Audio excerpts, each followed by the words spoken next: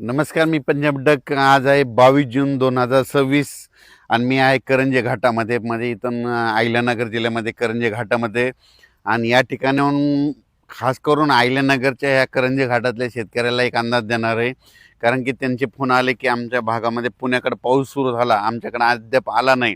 तर ह्या करंजे घाटातल्या संपूर्ण भागातल्या शेतकऱ्याला, पाथर्डी तालुक्यातल्या अहिल्यानगर जिल्ह्यातल्या शेतकऱ्याला सांगू इच्छितो की आज मतदार 22 जूनला आज रात्रीच्याला तुमच्या भागामध्ये चांगला जोराचा पाऊस सुरू होणार आहे. आजपासून तर चांगला जवळपास 5 जुलैपर्यंत चांगला पाऊस बरसणार आहे आणि तुमच्या इकडे जे छोटे छोटे तळे त्याच्यात देखील पाणी येणार आहे. म्हणून हा अंदाज लक्षात यायचा. तुमच्या भागात दुष्काळ वगैरे काही पडणार नाही म्हणून हा अंदाज देखील लक्षात यायचा. पण राज्यातल्या सर्व शेतकऱ्याला सांगू इच्छितो की राज्यामध्ये पूर्व विदर्भ, पश्चिम विदर्भ, दक्षिण महाराष्ट्र, उत्तर महाराष्ट्र, कोकणपट्टी, खानदेश, मराठवाडा सर्व शेतकऱ्याला सांगू इच्छितो की आज 22 जूनपासून मी म्हटलं होतं ना, काल 21ला पाऊस सुरू होईल. तर 21ला पुणे, नाशिक, सातारा, बऱ्याच भागामध्ये, मुंबई सगळीकडे पाऊस सुरू झाला. संभाजीनगरकडं देखील आता देखील जाफराबादला पडला. पण आता राज्यातल्या सर्व शेतकऱ्याला सांगू इच्छितो आज 22 जूनपासून आजपासून राज्यातला पाऊस आणखीन वाढत जाणार आहे.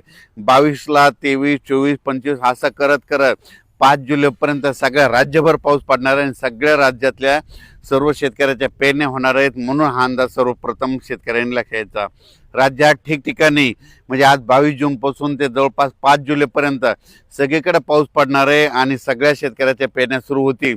म्हणून हे देखील लक्षात यायचं, दुष्काळ वगैरे काही पडणार नाही. आणि सर्वप्रथम आनंदाची बातमी आणखीन सांगू इच्छितो की जुलैच्या 2 जुलै ते 20 जुलैच्या दरम्यान राज्यामध्ये अतिवृष्टी होणार आहे. म्हणून हा अंदाज लक्षात यायचा.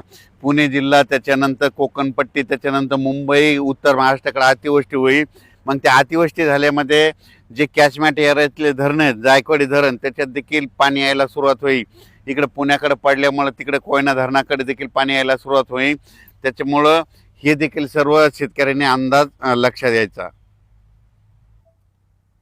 आज दुपारनंतर जे पाऊस सुरू होणार आहे 22 जूनला, तर तुम्हाला सांगू इच्छितो आज लगेच काय होणार, सगळीकडं महाराष्ट्रामध्ये काय होणार, पश्चिम महाराष्ट्र, कोकणपट्टी, त्याच्यानंतर इकडे मराठवाड्याकडे देखील येणार आहे, विदर्भाकडे देखील येणार आहे. जवळपास आज बराच भाग जवळपास व्यापून टाकणार आहे. म्हणून हा अंदाज लक्षात.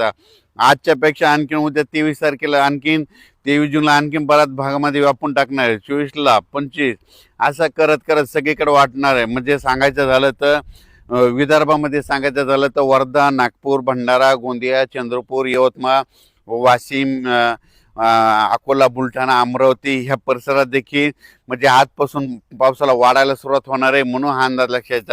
विदर्भात मात्र 23, 24, 25, 26, 27च्या दरम्यान चांगला पाऊस बरसणार आहे आणि त्या शेतकऱ्याचे देखील पेरणी होणार आहे. म्हणून विदर्भातल्या 11 जिल्ह्यातल्या शेतकऱ्यांनी हा अंदाज लक्षात. मराठवाड्यात देखील आज बऱ्याच भागामध्ये परभणी जिल्हा, लातूर जिल्हा, बीड जिल्हा, धाराशिव जिल्हा, जालना जिल्हा, संभाजीनगर आज देखील बऱ्याच भागामध्ये पाऊस दाखल होईल. पण उद्याच्याला आणखीन ह्या 5-7 दिवसामध्ये मात्र सगळीकडे दाखल होऊन मराठवाड्यातल्या देखील शेतकऱ्याच्या पेरण्या सुरू होतील. म्हणून हा अंदाज सर्व शेतकऱ्यांनी लक्षात द्यायचा.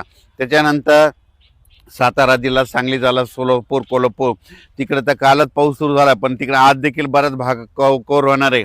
आणखीन 10 दिवसामध्ये तिकडेच देखील सगळीकडे पाऊस पडेल आणि त्या भागातील देखील शेतकऱ्याच्या पेरण्या लागू होतील. म्हणून हे लक्षात यायचं.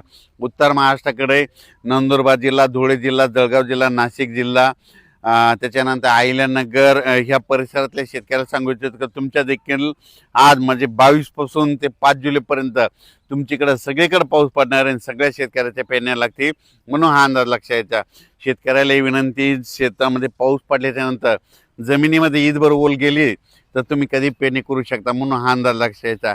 4-6 बोटावर जर ओल केली तर तुमच्या पेरणी खराब होते. त्याच्यामुळं 4-6 बोटं पेरणी करू नये. ईदवर चांगले ओल गेल्याच्या नंतर तुम्ही पेरणी कधी करू शकता.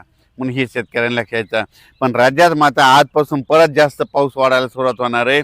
दुष्काळ वगैरे काही पडणार नाही. परत एकदा सांगतो, जूनमध्ये यावर्षी मी म्हटलं तर कमी पाऊस राहणार, जुलैमध्ये जास्त, ऑगस्टला कमी आणि सप्टेंबर, ऑक्टोबर परतीचा पाऊस धुमाकूळ घालणार आहे. म्हणून हे अंदाज देखील लक्षात यायचा. पण जुलै महिन्यामध्ये मात्र राज्यामध्ये ठिकठिकाणी अतिवृष्टी होणार आहे. म्हणून हा अंदाज सर्वप्रथम लक्षात यायचा.